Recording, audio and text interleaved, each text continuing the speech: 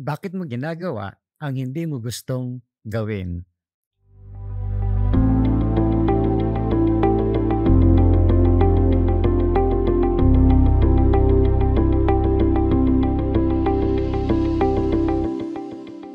Kamusta po kayo? Pastor Arnold po. Nais ko pong ibahagi ang ating pong devotion, Why do you do what you don't want to do? Bakit mo ginagawa ang hindi mo gustong gawin?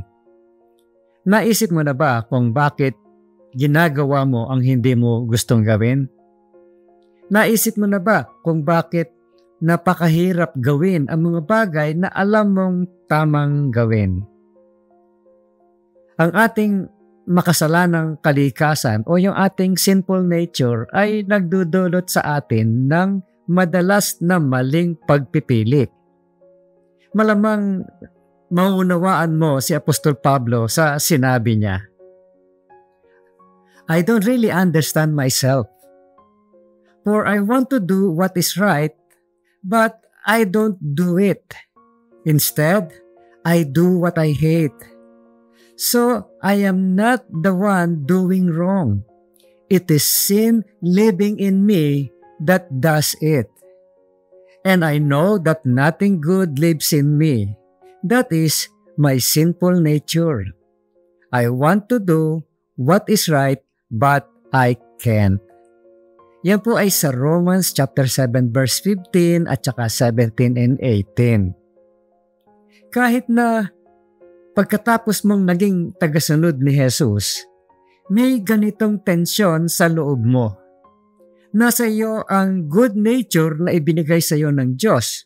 Ngunit, meron ka ring old sinful nature na humihila sa iyo. Ngunit may paraan para makaalis sa ganitong kalagayan. Nangako si Jesus sa John 8:32, You will know the truth, and the truth will set you free.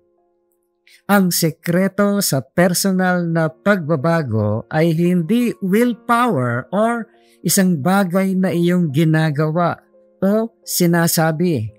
Hindi ito isang gamot, hindi resolusyon o panata na iyong ginagawa.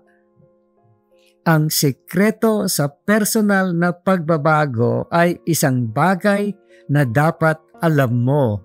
You know. You know the truth. Alam mo ang katotohanan.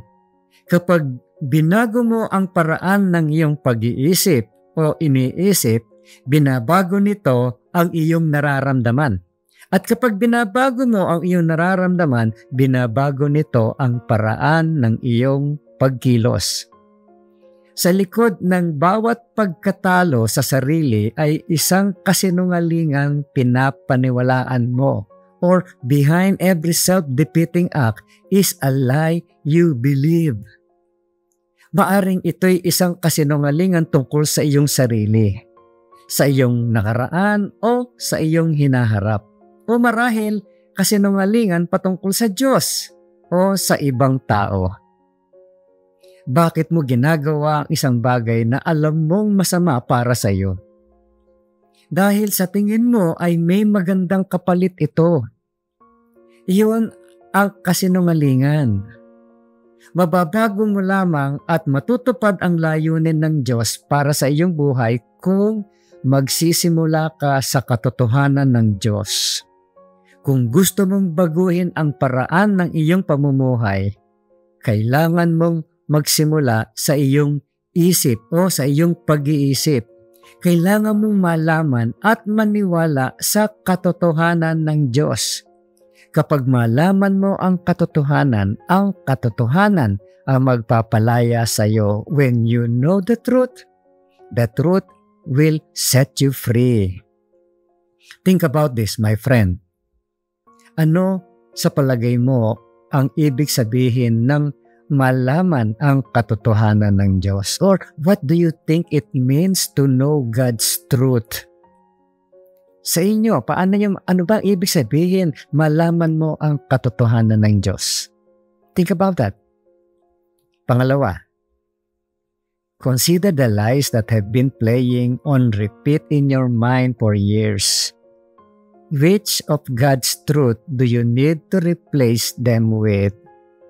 Isaalang-alang daw natin ang mga kasinungalingan na paulit-ulit na naglalaro sa iyong isipan sa loob ng maraming taon. Alin sa mga katotohanan ng Diyos ang kailangan mong ipalit sa mga kasinungalingan na ito? Pangatlo, think about this, my friend. What will it take for you to know God's truth better? What changes do you need to make in your life? Ano ang kakailanganin para mas malaman mo ang katotohanan ng Diyos? Ano ang mga pagbabago ang kailangan mong gawin sa iyong buhay? Have a great day, my friend. At huwag mong kakalimutan kung sino ang gumawa ng araw na ito.